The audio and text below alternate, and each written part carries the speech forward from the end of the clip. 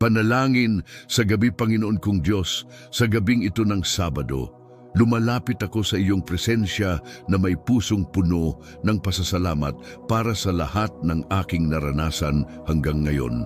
Salamat sa bawat pagliligtas, bawat probisyon, bawat aral at sa iyong patuloy na katapatan sa aking buhay.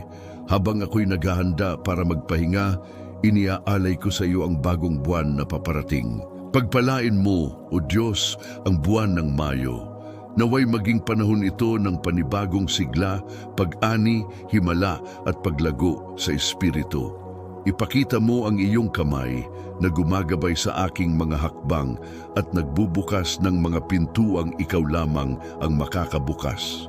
Ilayo mo ako sa kasamaan, sa mga bagay na umaagaw ng aking atensyon palayo sa iyo, at palakasin mo ang aking espiritu upang lumakad sa pananampalataya at pagsunod. Naway mas mapalapit ako sa iyo ngayong buwan kaysa dati. Panibaguhin mo ang aking mga pangarap, pag-asa at lakas. Pagpalain mo ang aking pamilya, mga kaibigan, tahanan, kalusugan at lahat ng bagay na nasa aking pangangalaga. Naway ang kapayapaan ni Kristo ang maghari sa lahat. Ipinagkakatiwala ko sa iyo ang buwang ito. Naniniwalang ang pinakamabuti mula sa iyo ay darating pa lamang. Sa pangalan ni Jesus, Amen.